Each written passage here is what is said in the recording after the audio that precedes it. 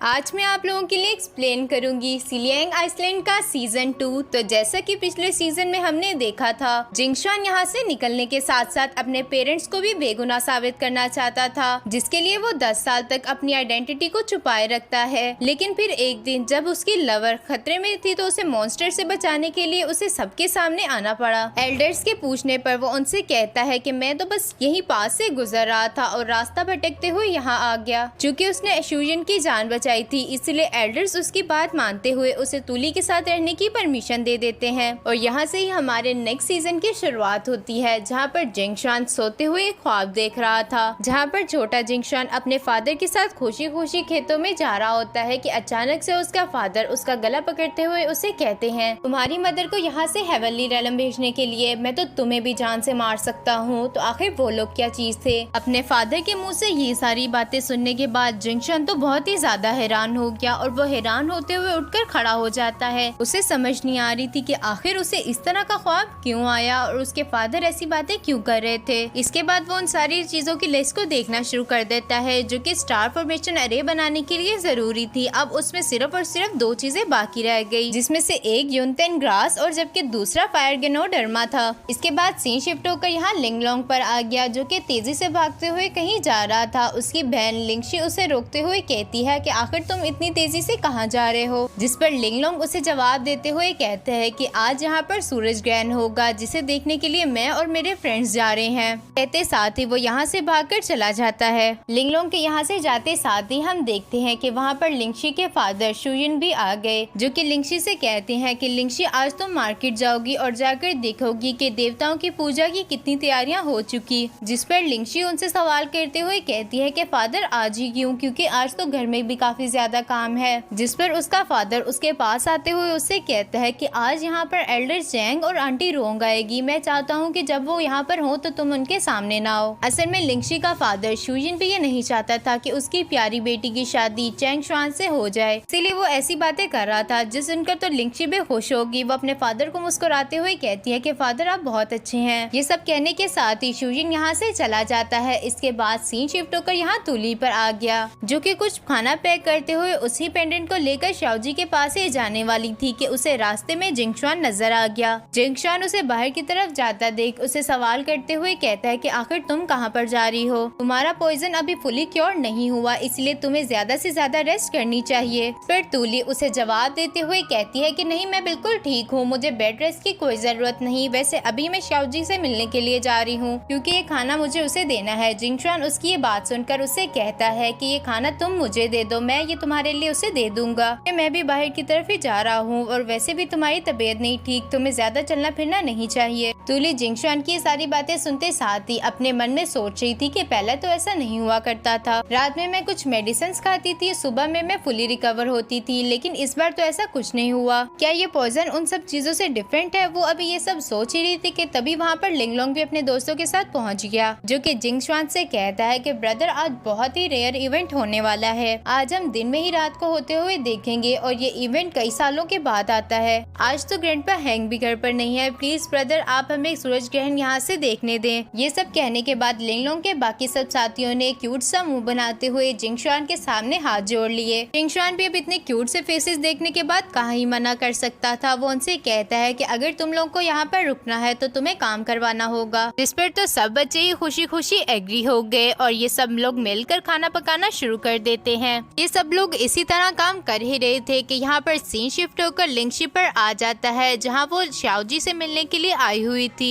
लेकिन वहाँ पर तो शाओजी मौजूद ही नहीं था। एक सर्वेंट उसे बताती है कि शाओजी तो सुबह ही यहाँ से चला गया था, जो सुनकर तो लिंगशी उदास ही होगी। अब सर्वेंट उसे कहती है कि मास्टर शाओजी शाम में वापस आएंगे मेडिकेशन के लिए, तो आप तब आ जाइएगा। इसके बाद सीन शिफ्ट होकर यहाँ हैंग मेंशन पर आ जाता है, जहाँ पर तुली, शाओजी और बाकी सब बच्चे मिलकर खाना खा रहे थे। तभी वहाँ पर सूरज ग्रहण भी शुरू हो जाता है, जिसे देखकर बच्चे तो काफी खुश थे। वो कहते हैं कि यहाँ से तो सूरज ग्रहण काफी अच्छे से नजर आ रहा। तुली यहाँ लिंगलोंग से सवाल करते हुए कहती है कि शाओजी कैसा है, क्या उसका पॉइजन कम हुआ, क्या अभी भी वो उस बेकार सी झोंपड़ी में ही मौजूद है? जिस पर लिंगलोंग उसे जवाब देते हुए कहता है नहीं, वो वहाँ पर नहीं रह रहा, हमारे घर के पास हमारा एक छोटा सा घर है जहाँ पर हमने उसे रखा हुआ है। तुम उसके लिए परेशान ना हो, अगर वो टाइम पर मेडिसिन लेता है तो वो जल्द ही ठीक हो जाएगा। तुली तुली को यो शाओजी की फिक्र करता देख जिंगशुआन को तो बहुत ज्यादा गुस्सा आता है, लेकिन वो कुछ नहीं कर सकता। तुली यहाँ लिंगलोंग की बातें सुनने के बाद उससे कहती है कि लिंगलोंग ये तो काफी अच्छा हो गया कि वो तुम्हारे घर पर रह रहा है। अब तुली और शाओजी लिंगलोंग की ये बातें सुनकर अपने अपने मन में सोच रहे थे। अभी शाओजी शू मेंशन में है, इसीलिए उससे इंटेरोगेशन करना सही नहीं रहेगा। असल में तुली यहाँ पर शाओजी से उस पेंडेंट के बारे में पूछना चाहती थी, जबकि जिंगशुआन उससे इन एक्सक्लूसिव क्यूब के बारे में पूछना चाहता था कि आखिर उसे उसके बारे में कैसे मालूम हुआ। खाना शाना खाने के बाद सब बच्चों के पेरेंट्स उन्हें लेने के लिए आ गए थे, लेकिन लिंगलोंग को तो लेने के लिए कोई नहीं आया था। लिंगलोंग यहाँ पर तुली और शाओजी का शुक्रिया अदा करते हुए यहाँ से जाने ही वाला था। तुली उसे रोकते हुए कहती है कि ये पहाड़ी रास्ता है, तुम यहाँ पर खो सकते हो, इसीलिए मैं तुम्हें खुद घर पर छोड़ कर आऊंगी। असल में वो इसे एक अपॉर्चुनिटी की तरह देख रही थी, जिसकी वजह से वो शाओजी से मिलकर उसे उस पेंडेंट के बारे में पूछ सकती है। लेकिन लिंगलोंग उसे मना करते हुए कहता है कि सिस्टर तुली, आप किसी और दिन मेरे घर आ जाइएगा, क्योंकि आज वहाँ पर एल्डर चैंग और आंटी रोंग आई हुई है किसी मैटर को डिस्कस करने के लिए। आपको तो अच्छे से ही मालूम है कि वो दोनों ही आपको पसंद नहीं करते। अगर आप यूं उनके सामने आ गई तो पता नहीं वो कैसे रिएक्ट करेंगे। जिंगशुआन भी पास ही खड़ा उन दोनों की ये बातें सुन रहा था और उसे भी एक अपॉर्चुनिटी लगती है, इसीलिए वो फौरन से कहता है कि मैं लिंगलोंग को उसके घर छोड़ाऊंगा। इसीलिए वो फौरन से टेलीपोर्ट होते हुए लिंगलोंग के पीछे आ गया। इससे पहले कि तुली उसे रोक पाती, वो लिंगलोंग को लेते हुए वहाँ से चला जाता है। जिंगशुआन ने यहाँ लिंगलोंग को अपने कबर पर बिठाया हुआ था और वो दोनों ही उड़ते हुए लिंगलोंग के घर जा रहे थे। लिंगलोंग तो रास्ते में काफी ज्यादा खुश था और वो खुश होते हुए कहता है कि अब मुझे समझ आया कि आखिर एल्डर्स हेवनली रेलम क्यों जाना चाहते हैं। हवा में उड़ने में तो काफी ज्यादा मजा आता है। अब वो आइसलैंड के दूसरी तरफ इशारा करते हुए कहता है कि ब्रदर शुआन मुझे वहाँ पर भी लेकर जाएं। लिंगलोंग का तो काफी ज्यादा दिल था कि वो आइसलैंड की दूसरी तरफ जाए, इसलिए वो जिंगशुआन से कहता है कि ब्रदर हम अभी वापस आ जाएंगे, प्लीज आप मुझे लेकर जाएं ना। लेकिन जिंगशुआन तो उसे दोबारा से मना करते हुए कहता है कि मैं किसी को भी सिलियांग आइसलैंड के उस पार्ट में नहीं लेकर जा सकता, क्योंकि ये काफी ज्यादा डेंजरस है। यहाँ जमीन पर आने के बाद जिंगशुआन लिंगलोंग से कहता है, अगर तुम मुझे एक फेवर दो तो मैं तुम्हें अक्सर ही हवा की सैर करवाया करूंगा, साथ ही साथ तुम्हें मैं सिलियांग आइसलैंड के उस पार्ट में भी लेकर जाऊंगा जहाँ पर तुम जाना चाहते हो।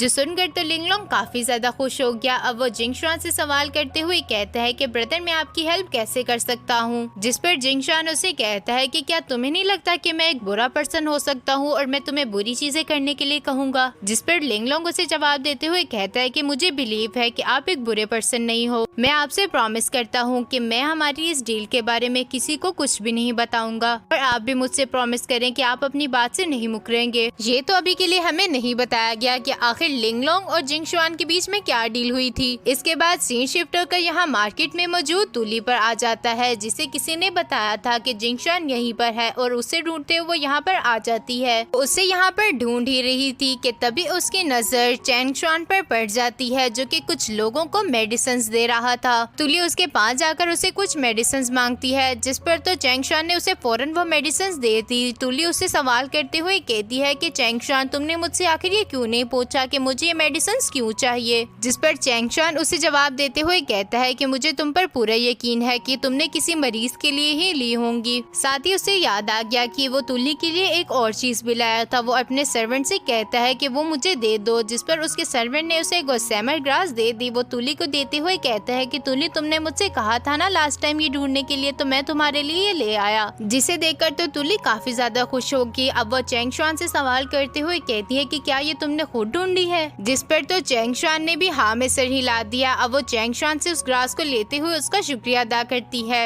अब तुली चैंगशुआन से कहती है कि मुझे तुम पर पूरा यकीन था कि तुम इसे ढूंढ ही लोगे, क्योंकि बात जब प्लांट्स और फ्लावर्स की आती है तो आइसलैंड पे ऐसा कोई शख्स नहीं जिसके पास तुमसे ज्यादा इन्फॉर्मेशन हो। अब तुली को इन सब चीजों के बदले में चैंगशुआन को कुछ देना तो था ही, लेकिन तुली जब अपनी पॉकेट्स को चेक करती है तो उसमें तो कुछ भी नहीं था। ये सब जानने के बाद तुली उसे कहती है कि ये सब चीजें तुम रख सकते हो, क्योंकि इनके बदले मेरे पास देने के लिए कुछ नहीं। जिस पर चैंगशुआन उसे जवाब देते हुए कहता है कि तुम्हें कोई भी चीज देने की जरूरत नहीं, क्योंकि लास्ट टाइम जो तुमने मुझे डीप सी शेल दिया था उसने मेरी काफी मदद की। अगर वो मुझे तुम ना ला कर देती तो मैं उसे कभी भी हासिल नहीं कर सकता था, इसीलिए तुम इन सब चीजों को एक थैंक यू गिफ्ट के तौर पर रख सकती हो। जिस पर तो तुली भी खुश होते हुए एग्री हो गई। इसके बाद सीन शिफ्ट होकर यहाँ शाओजी पर आ जाता है, जो कि अपनी वॉकिंग स्टिक का इस्तेमाल करते हुए कुछ फ्रूट्स को तोड़ने की कोशिश कर रहा था, लेकिन यहाँ पर एक फ्रूट भी टूटता नहीं है है, उल्टा उसकी वॉकिंग स्टिक भी दरख्त पर अटक जाती है, जिस पर तो शाओजी उदास होकर दरख्त को देखते हुए अपने मन में सोच रहा था कि आखिर ये सब मेरे साथ ही क्यों होता है। तभी वहाँ पर लिंगशी भी आ जाती है, जो कि शाओजी से कहती है अगर तुम्हें खाना ही चाहिए था तो तुमने मुझे इसके बारे में क्यों नहीं बोला। लिंगशी को यूँ अपने सामने खड़ा देख शाओजी का दिल तो गार्डन गार्डन ही हो गया।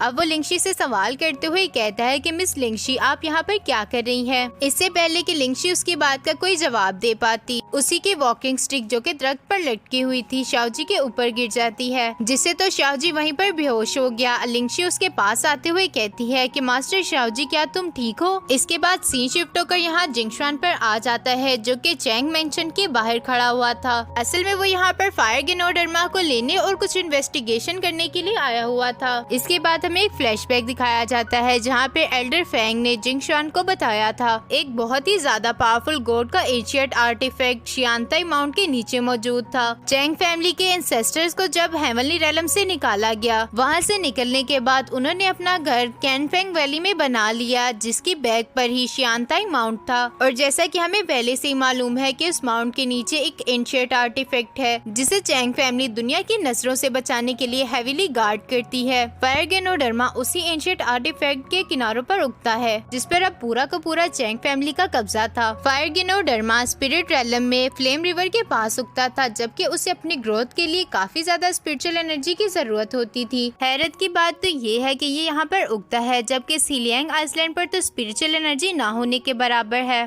साथ ही साथ वो उसे बताती है कि जब मैं सीलियांग आइसलैंड पर आई थी तो मैंने इन्वेस्टिगेशन करने का फैसला किया और आखिरकार मैं चैंग फैमिली के अंडरग्राउंड तक पहुँच ही गई। लेकिन जैसे जैसे मैं उस एंशिएंट आर्टिफैक्ट के करीब पहुँच रही थी तो मेरी मैजिकल पावर्स ने काम करना बंद कर दिया, और अगर मैं और ज्यादा अंदर की तरफ जाती तो हो सकता था कि मैं पकड़ी जाऊं, इसीलिए मुझे वहीं पर रुकना पड़ा। लेकिन वहाँ पर मैंने एक और चीज को नोटिस किया कि उस एंशिएंट आर्टिफैक्ट के अंदर किसी चीज को कैद करके रखा गया है, जिसकी स्पिरिचुअल एनर्जी की वजह से वो फायर गिनोडर्मा ग्रो करता है। जिंगशान ये सब सोचते हुए चैंग मेंशन में आगे की तरफ बढ़ ही रहा था कि उसे एल्डर फेंग की कही गई एक और बात याद आ गई, जहाँ पर एल्डर फेंग ने उसे कहा था जिंगशान वहाँ पर तुम अपनी पावर्स का सोच समझ कर ही इस्तेमाल करना, क्योंकि तुम्हारा मैजिक वाटर बेस्ड है। अगर तुमने वहाँ पर इसे यूज किया तो हो सकता है कि तुम पकड़े जाओ, क्योंकि चैंग फैमिली में तो सब लोग फायर पावर्स का इस्तेमाल करते थे। जिंगशान ये सारी बातें सोचते हुए अभी ढूंढ ही रहा था कि आखिर वो चैंग मेंशन के अंडरग्राउंड तक कैसे जाए, कि तभी यहाँ पर जिंगशान के रूम से एक जोरदार धमाके की आवाज आती है, जिसकी वजह से वो सारे के सारे गार्ड्स यहाँ पर आ गए। ये जिंगशान के पास एक अच्छा मौका था अंडरग्राउंड तक जाने का, इसीलिए वो इस मौके को जाया ना करते हुए फौरन से अंदर की तरफ चला जाता है। फिल्म में जिंगशान यहाँ पर एक परफ्यूम का एक्सपेरिमेंट कर रहा था, जिसकी वजह से ये ब्लास्ट हो गया। जिंगशान की हालत यहाँ पर काफी ज्यादा खराब थी। वो सबसे माफी मांगते हुए कहता है कि ये सब गलती से हो गया, जबकि वहाँ मौजूद दो सर्वेंट्स आपस में बातें करते हुए कहती है मेरे ख्याल से तो इनका दिल टूट गया है, जिसकी वजह से ये खुद को मारने की कोशिश कर रहे थे। असल में हर जगह ये बात फैल चुकी थी कि लिंगशी और जिंगशान की शादी अब नहीं हो रही, इसी वजह से वो सर्वेंट्स भी ऐसा बोल रही थी। लेकिन चैंग वई उन्हें डांट कर भगाते हुए कहता है कि तुम लोग ऐसी बातें करना बंद कर दो, ऐसा कुछ नहीं हुआ। अगर मैंने तुम दोनों को इस तरह की बातें करते हुए सुन लिया तो मैं तुम्हें नेक्स्ट मंथ की पे नहीं दूंगा। तो सुनकर तो वो सर्वेंट्स फौरन से वहाँ से भाग जाती हैं। इसके बाद सीन शिफ्ट होकर यहाँ छू मेंशन पर आ जाता है, जहाँ पर एल्डर चैंग और चैंग वई पहुँच चुके थे, जबकि बाहर में खड़ा लिंगलोंग अपने हाथ में क्रिस्टल लिए हुए इन लोगों को ही देख रहा था। इसके बाद हमें एक फ्लैशबैक दिखाया गया, जहाँ पर जिंगशान ने उसे ये मैजिकल क्रिस्टल देते हुए कहा था जब चैंग फैमिली आप लोगों के घर से निकले तो फौरन से इस आइस क्रिस्टल को ब्रेक कर देना, ये मेरे लिए एक सिग्नल की तरह काम करेगा। इसके बाद हम एल्डर चैंग को देखते हैं, जो कि एल्डर शुमोहाई से कह रहे थे वो तूली के साथ आया वो लड़का इन्वेस्टिगेशन के दौरान बहुत ही ज्यादा नॉनसेंस बातें कर रहा था। अगर आपको उसकी हरकतें देखकर उस पर जरा सा भी शक होता है तो आप मुझे इन्फॉर्म कर देना, हम फौरन ही उसे मार देंगे। जो सुनकर एल्डर युमोहाई उसे कहती है हमारे लिए भी सीलियांग आइसलैंड की सेफ्टी सबसे अहम है, मैं भी यही चाहती हूँ कि मोटर्स हमारे आइसलैंड से जितना ज्यादा दूर रहे उतना ही अच्छा होगा। अब एल्डर चैंग कहता है कि ये सारी बातें तो ठीक हो गई, हम लिंगशी और जिंगशान की मैरिज की बात करते हैं। एल्डर युमोहाई तो जिंगशान के आने के बाद लिंगशी की शादी जिंगशान से करवाना ही नहीं चाहती थी, इसीलिए वो बातों को टालते हुए कहती है अभी तो हमारे आइसलैंड पर मोर्टल्स आए हुए हैं, साथ ही साथ देवताओं की पूजा करने का इवेंट भी आ चुका। ये सब खत्म होने के बाद हम इस बात को भी डिस्कस करेंगे करेंगे। इसके बाद सीन शिफ्ट होकर यहाँ जिंगशान पर आ जाता है, जो कि फाइनली अब चैंग फैमिली के अंडरग्राउंड एरिया में पहुंच चुका था। यहाँ आने के बाद वो आसपास की जगह को देखते हुए कहता है कि ये तो बिल्कुल वैसे ही है जैसे एल्डर फेंग ने मुझे बताई थी। लगता है यहाँ पर तो किसी बहुत ही ज्यादा पावरफुल चीज का स्पिरिचुअल ऑरा फैला हुआ है। ये सब सोचते साथ ही जैसे ही जिंगशान ने अपना कदम आगे की तरफ बढ़ाया, उस पर बहुत सारे फायर बॉल्स की मदद से अटैक्स होना शुरू हो गए। इन सब फायर बॉल्स को डॉज करने के बाद जिंगशान जैसे ही सामने की तरफ देखता है तो रास्ता चेंज हो रहा था। रास्ते को ये चेंज होता देख जिंगशान कहता है कि एल्डर फेंग ने तो मुझे इस बारे में कुछ नहीं बताया था, आखिर ये सब क्यों हो रहा है। तभी वहाँ पर बहुत सारी फायर बॉल्स उस पर अटैक करने लग गई, जिसे जिंगशान अपनी मार्शल आर्ट का इस्तेमाल करते हुए डॉज कर रहा था। वो अटैक्स तो रुकने का नाम ही नहीं ले रहे थे। एक खत्म होता तो दूसरा आ जाता, दूसरा खत्म होता तो तीसरा। जिंगशान को तो यहाँ पर खुद कुछ समझ नहीं आ रहा था कि आखिर ये सब उसके साथ हो क्या रहा है। तभी वहाँ पर उसकी मुश्किलात को बढ़ाने के लिए बहुत सारी फायर मैजिकल ड्रॉप्स भी आ जाती हैं। इसके बाद सीन शिफ्ट होकर दोबारा से शू मेंशन पर आ जाता है, जहाँ पर एल्डर चैंग एल्डर शूमोहाई से कह रहे थे वो लड़का जिंगशान, उसके बैकग्राउंड के बारे में तो हमें कुछ भी नहीं पता, लेकिन एल्डर शूमोहाई आपने उससे कुछ ज्यादा ही छूट दे रखी है। मुझे शू फैमिली से ऐसी उम्मीद नहीं थी। जिस पर एल्डर शूमोहाई उसे जवाब देते हुए कहती है कि जिंगशान का बॉन्ड स्ट्रक्चर बहुत ही ज्यादा डिफरेंट है, साथ ही साथ वो काफी ज्यादा पावरफुल भी है। मुझे यकीन है कि वो इमोर्टल रेलम में किसी अच्छे क्लैन से बिलोंग करता होगा। अगर हम लोगों ने उसके साथ कुछ भी गलत किया तो जब हम डिवाइन रेलम में वापस लौटेंगे तो हो सकता है हमें इसके लिए क्रिटिसाइज किया जाए कि इन इमोर्टल्स को तो मेहमानों से पेश आने की भी तमीज नहीं। जिस पर तो एल्डर चैंग को गुस्सा आ गया और वो गुस्से से कहते हैं अगर ये बात है तो फिर शादी को डिले करना कौन सा मैनर की बात है। आप लोगों को इसके बारे में भी सोचना चाहिए। मेरे ख्याल से तो आप लोग लिंगशी की शादी चैंग शुआन के साथ करवाना ही नहीं चाहते, इसीलिए यहाँ पर मजीद रुकने का कोई फायदा ही नहीं। ये कहते हुए एल्डर चैंग यहाँ से जाने लगे। एल्डर शूमोहाई उनसे कहती है कि आप मेरी बात का गलत मतलब समझ गए। शादी तो एक बहुत बड़ा इवेंट है और मैं उसका फैसला इतनी जल्दी में नहीं लेना चाहती, क्योंकि आप लोगों को तो पता ही है कि जल्दी का काम तो शैतान का होता है। चैंग वई तो ये सारी बातें सुनते साथ ही कहाँ पीछे रहने वाली थी। वो शुयन से कहती है हम लोगों ने तो आपकी रिस्पेक्ट करते हुए आप लोगों को एक नहीं बल्कि दो प्रपोजल्स दिए, लेकिन फिर भी तुम लोगों ने तो हमें कोई भी सही तरीके से जवाब नहीं दिया और चैंग फैमिली कभी भी अपनी इस तरह की बेइज्जती बर्दाश्त नहीं करेगी। ये कहते साथ ही चैंगरोंग एल्डर चैंग से कहती है कि फादर चलो यहाँ से चलते हैं, यहाँ पर और ज्यादा रुकने का कोई फायदा नहीं। अब ये दोनों यहाँ से जाने ही वाले थे कि शुयन इन्हें बीच में ही रोकते हुए कहता है कि elder Chang sister Rong please रुक जाए। हमारा ऐसा कोई मकसद नहीं था कि आपकी फैमिली को बेइज्जत किया जाए, प्लीज आप ऐसा मत समझे। तभी मोटी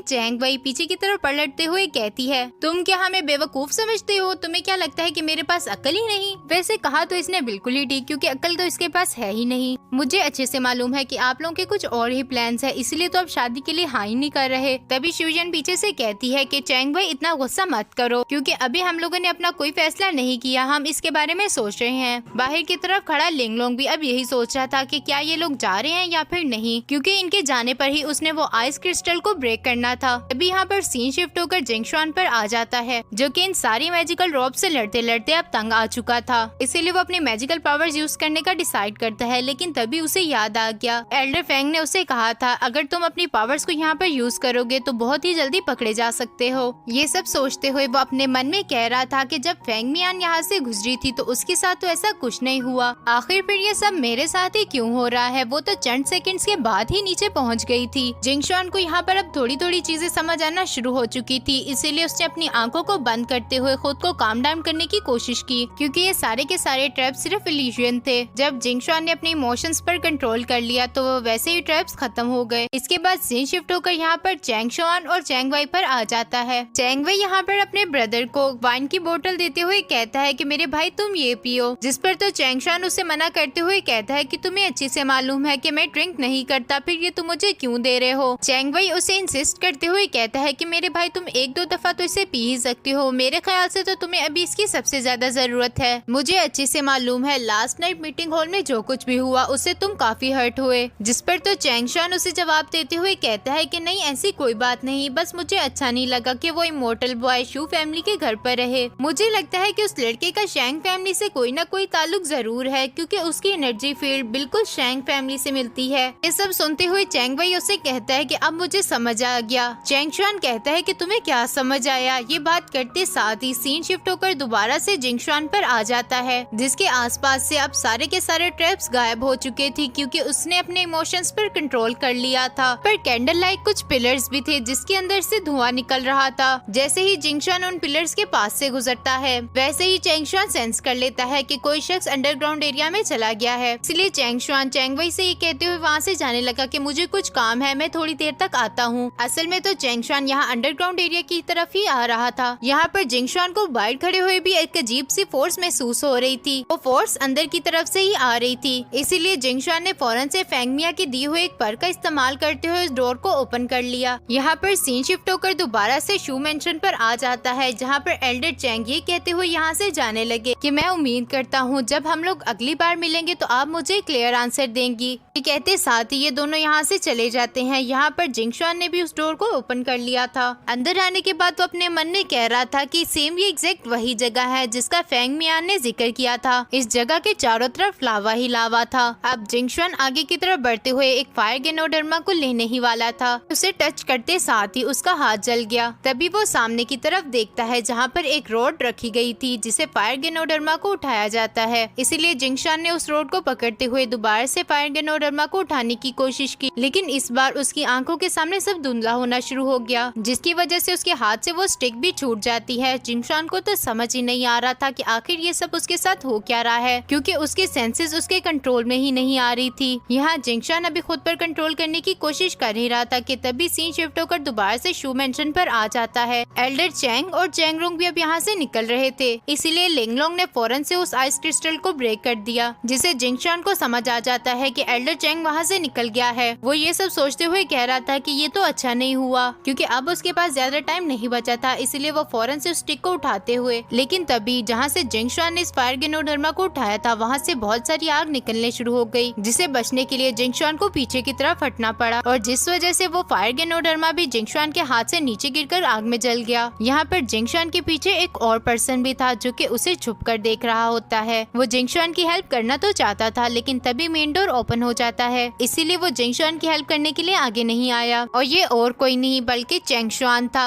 जिंगशान भी यहाँ पर अपना रूप चेंज करते हुए एल्डर चैंग बन गया था। चैंगशान यहाँ भागकर अपने ग्रैंडपा के पास आते हुए उनसे कहता है कि ग्रैंडपा क्या आप ठीक हैं? जिस पर तो एल्डर चैंग जो कि जिंगशान ही है जवाब देते हुए कहता है मुझे बस जरा चक्कर आ गया था। जिसके बाद चैंगशान सामने से आने वाली आग को बंद करते हुए अपने ग्रैंडपा से कहता है कि ग्रैंडपा आप मेंटली एग्जॉस्ट हो चुके, अगर आज मैं सही वक्त पर ना आता तो आप यहाँ पर जलकर मर भी सकते थे, आपको अपना ख्याल रखना चाहिए। वो दीवार के पीछे खड़ा हुआ शख्स कौन है जिसने अपने मुंह को ढांपा हुआ था, इसके बारे में तो हमें आगे ही पता चलेगा। चैंगशान यहाँ जिंगशान को बाहर की तरफ ले आया था और वो उससे दोबारा से सवाल करते हुए कहता है कि ग्रैंडपा क्या आप ठीक हैं? जिंगशान की कंडीशन तो अभी भी कुछ सही नहीं थी, क्योंकि उसे सब चीजें डबल डबल नजर आ रही होती हैं, और जल्द ही उसका रूप भी चेंज होने वाला था। इसीलिए वो चैंगशान से कहता है कि मैं तो बिल्कुल ठीक हूँ, तुम जाओ और जाकर रेस्ट करो। ये सब सुनते साथ ही चैंगशान यहाँ से जाने ही वाला था कि तभी वहाँ पर एल्डर चैंग और चैंगरोंग भी पहुँच गए। चैंगरोंग तो यहाँ पर चिल्लाते हुए कह रही थी कि वो बूढ़ी खूसट आकर खुद को समझती क्या है, उसे क्या लगता है कि मैं अपने बेटे की शादी उसकी पोती से करवाने के लिए मरे जा रही हूँ। अगर इसके पीछे मेरा मकसद ना होता तो कभी भी मैं अपने बेटे की शादी उस गंदी सी लिंगशी से ना करती। चैंगरोंग की आवाज तो इतनी ऊंची थी कि उसे तो पूरा मोहल्ला ही सुन सकता है, इसीलिए चैंगशान ने भी उसकी आवाज सुन ली, जो सुनकर तो चैंगशान वहीं रुक जाता है। वो काफी ज्यादा हैरान था। यहाँ पीछे की तरफ जिंगशान तो फुली ट्रांसफॉर्म होने ही वाला है कि तभी सीन शिफ्ट होकर यहाँ शू मेंशन पर आ जाता है। एल्डर यूमाहाई यहाँ पर एल्डर फेंग और खुद के दरमियान की गई बातों को याद कर रही थी, जहाँ पर एल्डर यूमाहाई ने एल्डर फेंग से कहा था क्या हमें आप बता सकती हैं कि जिंगशान एक इमोर्टल है या फिर गॉड, क्योंकि हम अपनी डिवाइन आइज खो चुके हैं, इसीलिए हमें ये पता नहीं चल रहा। जिस पर एल्डर फेंग उन्हें जवाब देते हुए कहती है कि मैं कोई गॉड नहीं, इसलिए इस बात का तो मुझे भी नहीं पता। तभी वहाँ पर शुजिन और शुयन भी आ गए, जो कि एल्डर चैंग से कहते हैं कि हमें अब क्या करना चाहिए। जिस पर एल्डर यूमाहाई उनसे कहती है कि हम सिर्फ जिंगशान को अपनी साइड पर करेंगे, ये हमारी फैमिली के लिए अच्छा रहेगा। अगर ग्रेट रिडेम्पशन में हम यहाँ से नहीं निकल पाए तो हम उसे एक एल्डर बना देंगे, क्योंकि जिंगशान जिंगशान के पास जो पावर्स हैं वो हमारी फैमिली के काफी काम आएंगी, इसीलिए उसे किसी न किसी तरीके से हमें अपनी साइड पर करना ही होगा। अगर वो हमारी फैमिली के साथ अलायंस बना लेता है तो हमारी शू फैमिली उसे ये गारंटी देगी कि उसकी जान को यहाँ पर कोई खतरा नहीं। इसके बाद सीन शिफ्ट होकर यहाँ तुली पर आ जाता है, जो कि शाओजी के साथियों को खाना और मेडिसिन दे रही थी, जिन्हें लेने के बाद तो वो लोग काफी खुश थे। साथ ही साथ वो तुली से सवाल करते हुए कहते हैं कि हमारे यंग मास्टर अब कैसे हैं, जिस पर तो तुली उन्हें उम्मीद देते हुए कह रही थी कि आपके मास्टर बिल्कुल ठीक है, अगर वो अपनी मेडिसिन को टाइम पर ले तो और ज्यादा जल्दी ठीक हो जाएगा। शाओजी को भी ऊपर अब होश आ चुकी थी, वो भी ऊपर की तरफ खड़ा तुली की ये सारी बातें सुन रहा था और वो याद करता है कि कैसे तुली ने उसके साथ कितना अच्छा सलूक किया और उसकी कितनी दफा जान बचाई, और बदले में वो सिर्फ और सिर्फ उसका फायदा उठाना चाहता था, जिसके लिए वो काफी गिल्टी है। अब वो तुली के पास आते हुए कहता है कि हमारे लिए इतना सब करने के लिए बहुत शुक्रिया, जिस पर तुली उसे जवाब देते हुए कहती है कि हम दोनों तो सेम क्लैन से ही बिलोंग करती हैं, हम लोग एक दूसरे के लिए इतना तो कर ही सकते हैं। साथ ही साथ तुली उसे कहती है कि लिंगशी ने मुझे तुम्हारे लिए एक मैसेज दिया था, वो कह रही थी कि तुम टाइम से ही यू मेंशन वापस आ जाना ताकि तुम्हारी मेडिकेशन की जा सके, तुम तो इतने ज्यादा इंजर्ड होने के बावजूद भी इधर उधर क्यों घूम रहे हो। जिंगशान अब और ज्यादा इस गिल्ट के साथ नहीं रहना चाहता था, इसीलिए वो अपने घुटनों पर जाते हुए तुली से कहता है, तुली प्लीज मुझे माफ कर दो, मैंने तुमसे एक झूठ बोला है, मैं तुम्हारे फादर के बारे में नहीं जानता कि वो जिंदा है या फिर मर गए। तुली तो उसकी बात सुनकर उदास ही हो गई। अब वो जिंगशान से कहती है कि मुझे लगता था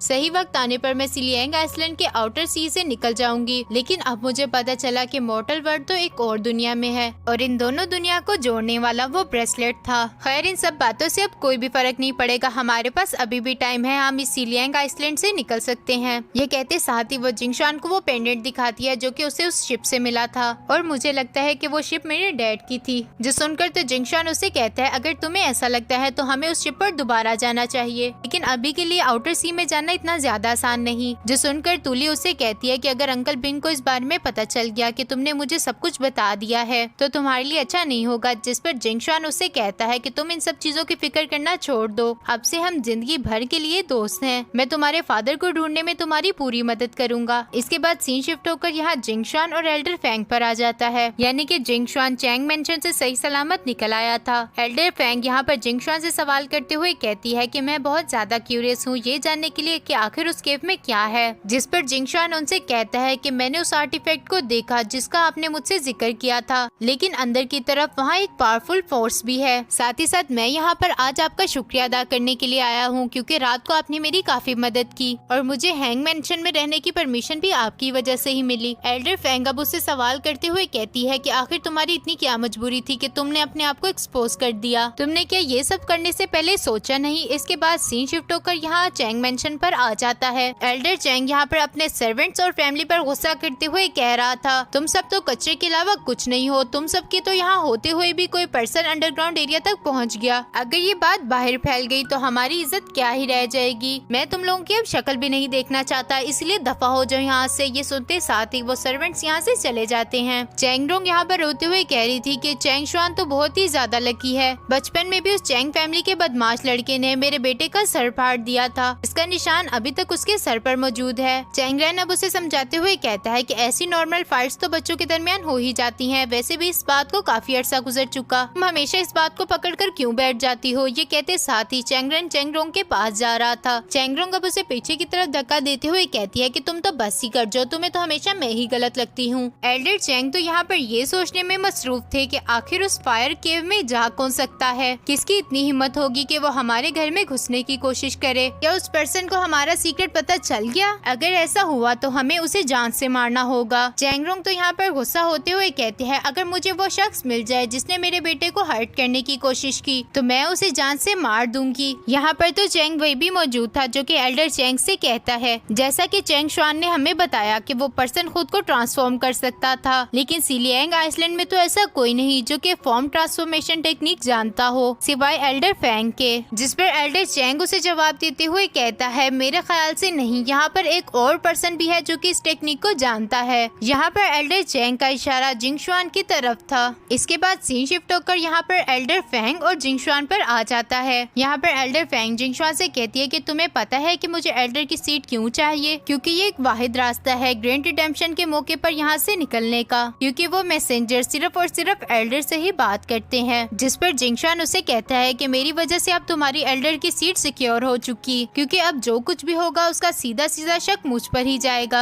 इसके बाद सीन शिफ्ट होकर चैंगरोंग पर आ जाता है, जो कि अपने फादर की सारी बातें सुनते साथ ही कहती है हाँ वो लड़का जिसका नाम जिंगशान था शायद इस टेक्निक को परफॉर्म कर सकता है, और वो बूढ़ी खूसर भी तो उसी का इस्तेमाल करते हुए इमोर्टल रेलम जाना चाहती है। अगर उसने अपना अलायंस उनके साथ बना लिया तो फिर हमारी फैमिली यहाँ पर कैसे रहेगी, हम लोग अब क्या करेंगे, मुझे तो समझ नहीं आ रहा। जिस पर तो चैंगरैन उसे चुप करवाते हुए कहता है कि जिंगशान तो अभी कल ही यहाँ पर आया था, आखिर वो ये सब कैसे कर सकता है। एल्डर चैंग भी चैंगरोंग की बातों से एग्री थे, इसीलिए वो चैंगरैन से कहते हैं कि तुम उसकी साइड मत लो, तुम उस लड़के पर नजर रखोगे, वो लड़का यहाँ से जाना नहीं चाहिए। चैंगरैन अब उनकी बात सुनकर उनसे कहता है कि हाँ जिंगशान काफी ज्यादा पावरफुल है, हमें ये जानना ही होगा कि आखिर वो किस साइड पर है। अगर वो हमारी साइड पर हुआ तो हम उसे रख लेंगे, अगर नहीं तो फिर हम उसे खत्म कर देंगे। और जैसा कि आपने कहा मैं उस पर नजर रखूंगा ताकि हम कोई डिसीजन ले सके। इसके बाद दोबारा से सीन शिफ्ट होकर यहाँ पर एल्डर फेंग और जिंगशान पर आ जाता है। जिंगशान यहाँ पर एल्डर फेंग से कहता है कि मैं तुम्हारी यहाँ से निकलने में पूरी मदद करूंगा, क्योंकि तुमने मेरी जान बचाई थी, ये उसकी एक पेमेंट होगी। साथ ही साथ जिंगशान उससे कहता है कि मैं अब और ज्यादा इंतजार नहीं कर सकता, जो सुनकर एल्डर फेंग उससे कहती है कि अब से मैं तुम्हारे रास्ते में नहीं आऊंगी, अब तुम यहाँ से जा सकते हो। ये सुनते साथ ही जिंगशान यहाँ से चला जाता है। जिंगशान के यहाँ से जाने के बाद हम एल्डर फेंग को देखते हैं। एल्डर फेंग की कंडीशन कुछ अच्छी नहीं थी, वो कह रही थी कि लगता है मेरा गोल्ड रेलम में टाइम पूरा हो चुका, अब मैं और ज्यादा इंतजार नहीं कर सकती, लेकिन मैं अपनी सिचुएशन के बारे में सिलियांग आइसलैंड में किसी को पता लगने नहीं दे सकती, क्योंकि अगर ऐसा हो गया तो मैं यहाँ पर नहीं रह पाऊंगी। और इसी के साथ हमारा ये वाला एपिसोड यहीं पर खत्म हो जाता है। अगर आपको वीडियो अच्छी लगी तो एक प्यारा सा कमेंट कर देना। बाकी मिलते हैं नेक्स्ट एपिसोड में, तब तक के लिए इतना ही, बाय बाय।